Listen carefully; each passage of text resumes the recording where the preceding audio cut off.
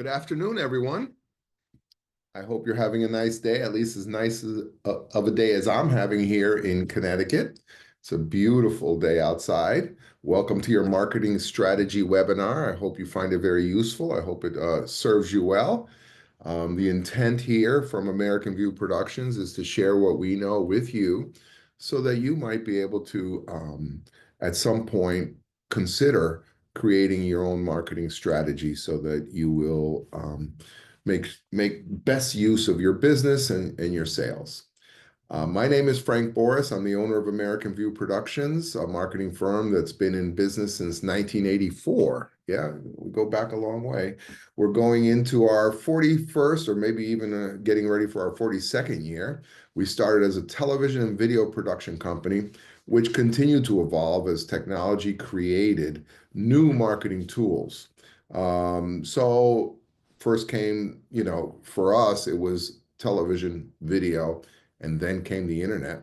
So we rode that internet wave and started creating websites. And after that, e-marketing became a thing. And then it was social media. And so we continued to evolve and continue to add features and services that our clients needed to market as technology changed. And we're talking about a lot of different clients, many different types of clients. Our clients are as diverse as the business landscape, really. We have land and housing developers, lawyers, utilities, small businesses, nonprofits, aviation, marina. We cover just about all fields, and we're able to do that because the principle of marketing serve all fields. It doesn't change, although how you market for each one may be different. Sure, the audiences and the advertising vehicles that you use to reach their clients might be varied, but all businesses should be employing a marketing strategy to some degree based on budget, bandwidth, and your ability to serve the growing client base that you're developing. That's not to be forgotten. You may want to do a lot, but you got to make sure your capacity is there. So just real quick, the importance of marketing, just in case you need to be convinced. Why do I need marketing? You ask yourself. My business is great. That may be true right now and may remain true for some time, but certainly without marketing, the company's potential won't be optimized to its fullest. So you may want to consider marketing just because there's more that you can do than you're doing now, even though maybe you're a third generation and for generations you've done well and word of mouth is great. So let's say you're at $1 million a year. It doesn't mean you couldn't have doubled that. And why shouldn't you try for your next generation of business owner? So that's one of the reasons why it's important to consider marketing even when business is good. Don't forget also marketing landscapes are changing, right? Technology is driving that change, and it has changed dramatically in the years just that I've been in business, from the traditional stuff, right? Like advertising in newspapers, and how many people still get newspapers. Today, technology and information is delivered through your cell phone and your smartphone and other tablets and means that were not even in existence 10 years ago or 15 years ago. You may feel great about things now, but as they change and you fail to change, um, you could lose market share. And that's not a good thing. It's not good if you're used to a particular piece of your local business and then you start losing it because other people are entering your realm. Another important thing is, the branding. You also always have to look back at your branding and take a look at it. Take a look at your name, your logo, your messaging. Make certain it's current, consistent, and representative of your current offerings. Maybe your branding was great, 30 years ago, 20 years ago for what you were doing then, but now you've changed, and maybe you need to consider whether your brand needs to change as well.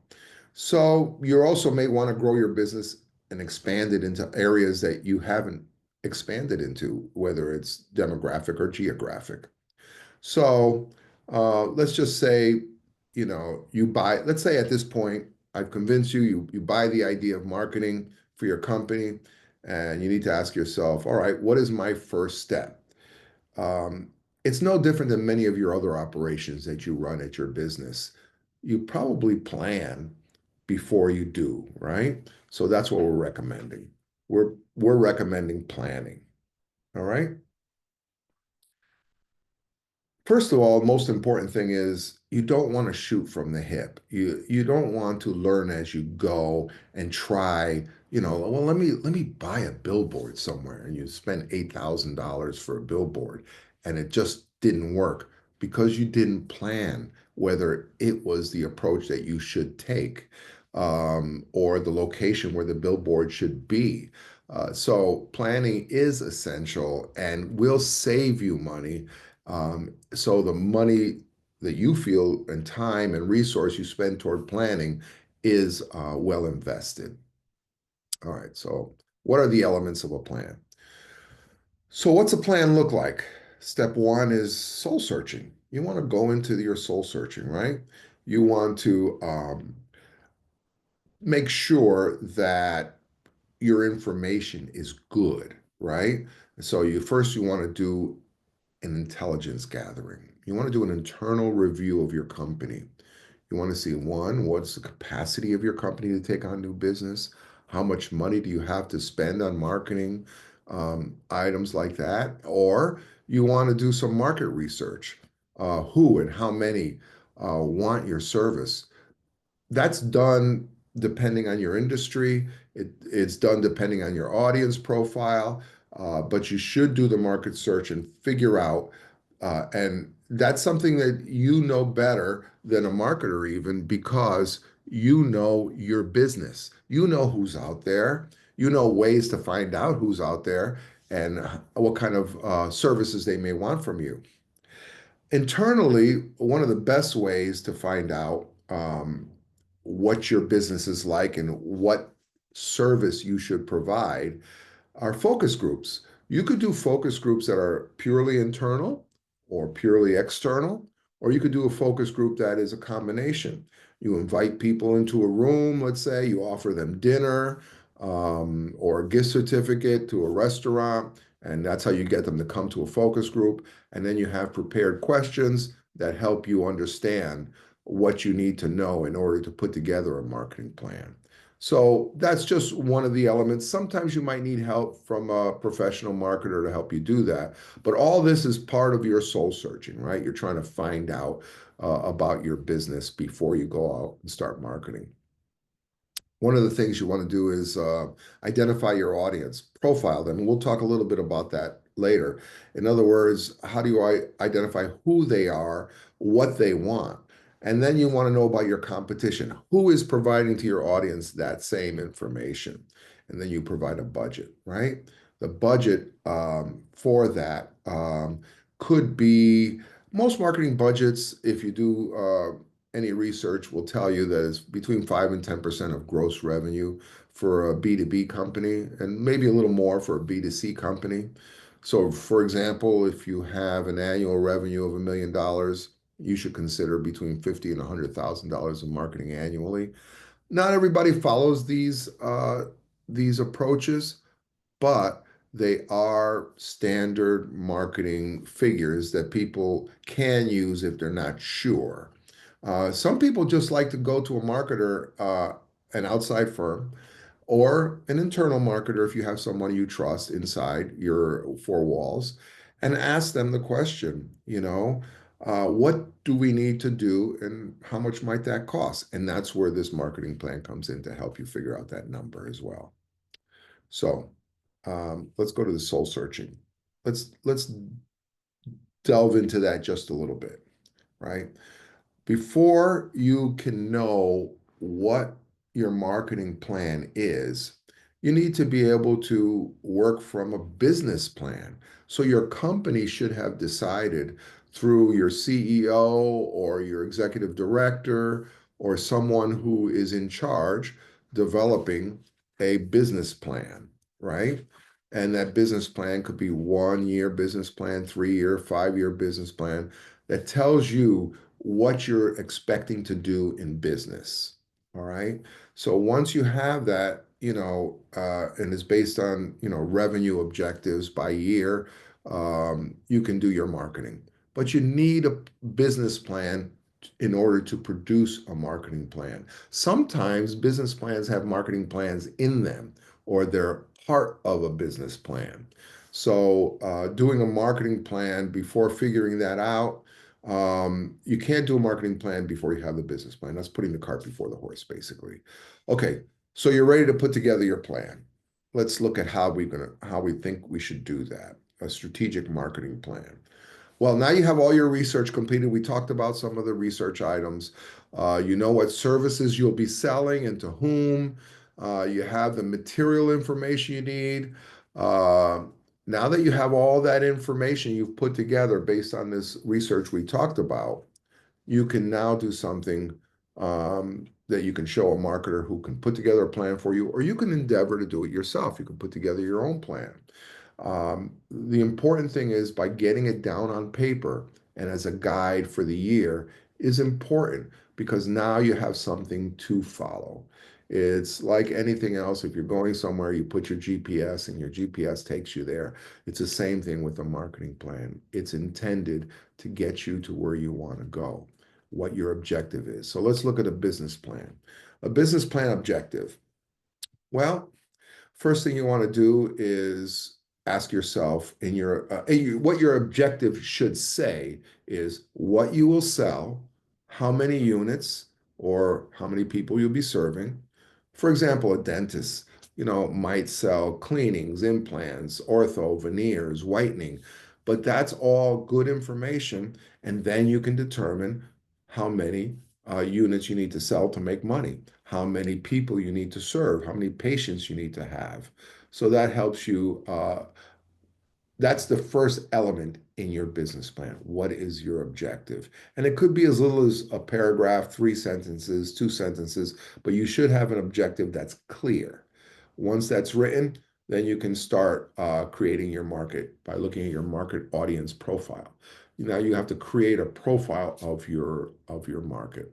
So what's that profile look like? Again, let's go back to that dentist. Let's say he's headquartered or she is headquartered in Norwalk, Connecticut. The market may be determined in a few ways.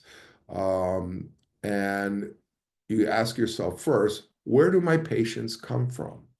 What geographic area do they come from? So map out the area that you think you're going to come from. That'll be very helpful to know how far so that when you do your marketing, you won't have waste. There will be very little waste because you'll be spending it in the geographic area.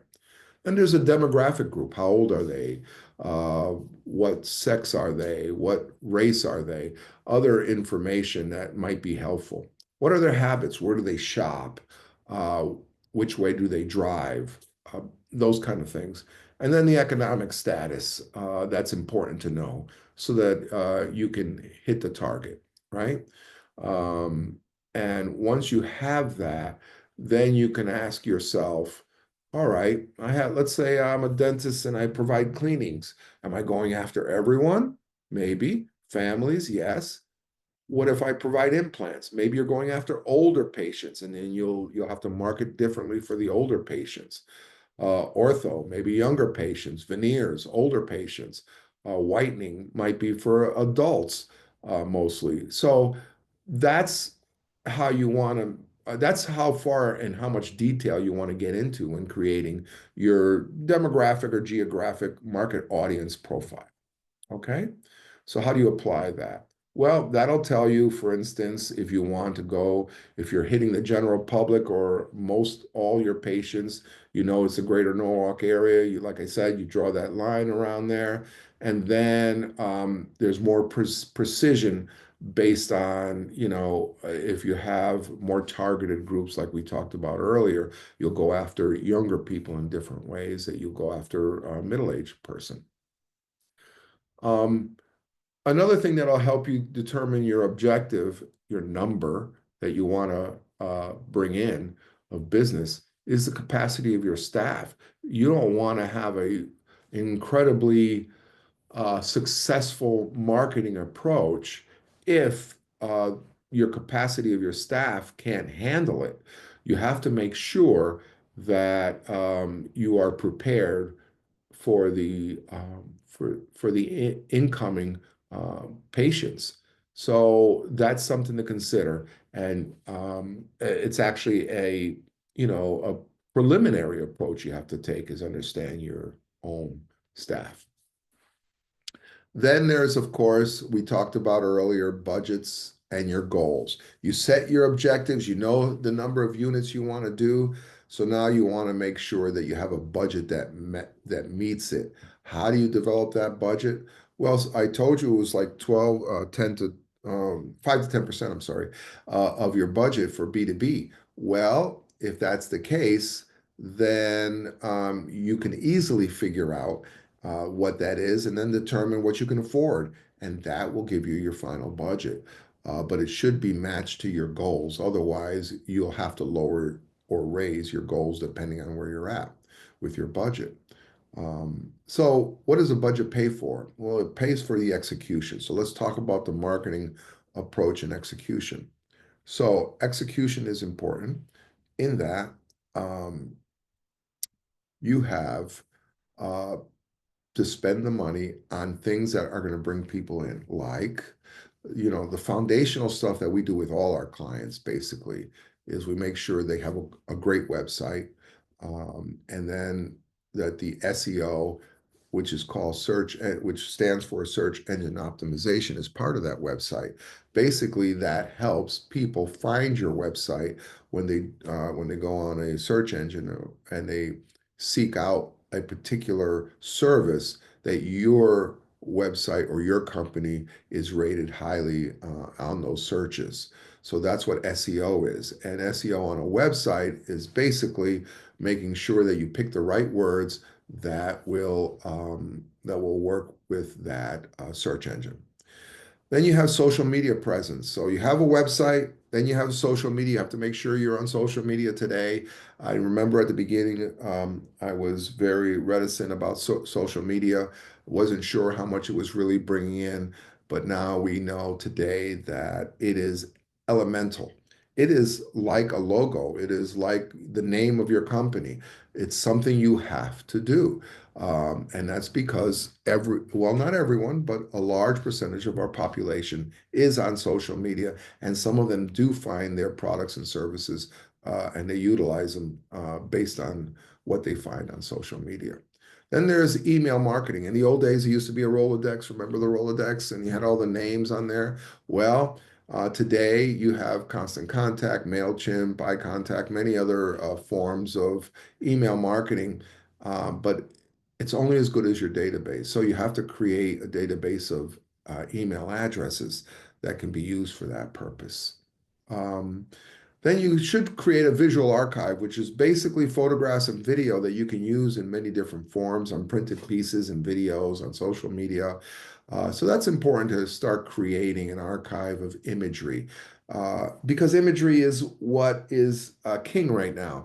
People are less interested in reading and more interested in just looking at something and getting an emotional high from it in some way. And that's how they make their decisions. So make sure that you consider that through photography or video. Your messaging is important, how you say something, what you say. And it's important to use a wordsmith, somebody who knows how to write in order to get you that information. Customer relations. If someone comes through the door and you don't do a good job of serving them, then you've wasted that marketing money. So those are the fundamental things you have to do. Then there's additional things like video and photography, public relations, the signage on your building, swag that you hand out, and print collaterals that you can sometime leave behind if you go places. So that's basically your fundamental marketing executions that you'll see in a marketing plan.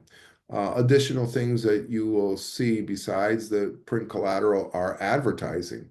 There are things like traditional advertising, right? Um, that would be newspapers, billboards, TV, radio, Google ads, social media advertising. All these elements are part of today's um, today's spectrum of services and advertising and advertising that you'll have to utilize in order to build your business.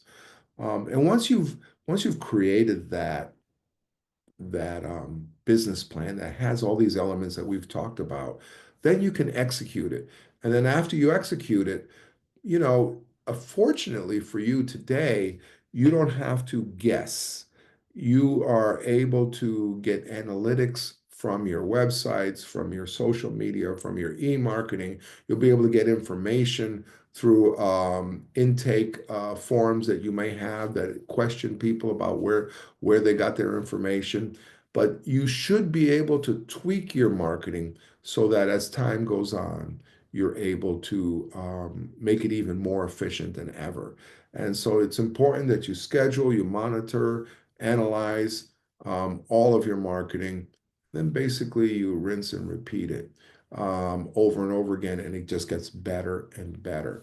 But one thing not to get lost in this, and I know we're just talking about strategy, we're not talking about creative, um, creative I would say that the innovative approaches that you take, the creative that's in your newspapers and billboards and TV is very important. You should make certain, you've seen all the cable TV ads where, the father and mother have their child in the ad because it was an opportunity to, promote their family. Um, that's the opposite of creative, right? That's just someone wanting to utilize whatever mediums to communicate something that's really not marketing. Okay, so make sure that you utilize someone who is able to produce that great creative, and then you're ready to go, basically. Just in case you have any questions, that's our quick approach for today. We didn't want to spend too much of your time.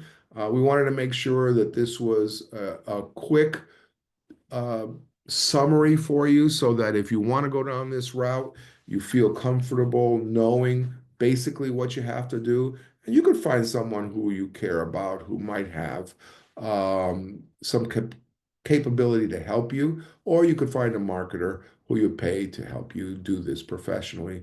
And in the long run, it will save you money. But if you have any questions, I'm glad to take them. Otherwise, I just wanted to thank Susan, who's here, and Danielle, who's here, who helped me put on this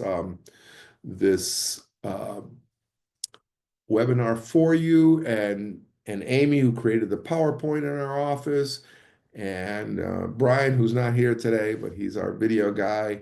But I just want to thank everyone for participating. And do we have any questions? All right. So then we'll see you in the next show. I'm not certain exactly what we'll cover in the next one. It could be social media. We're thinking social media is the way to go, but it could be video as well or e-marketing. But those are probably the next three that we'll cover in these webinars. Thank you very much.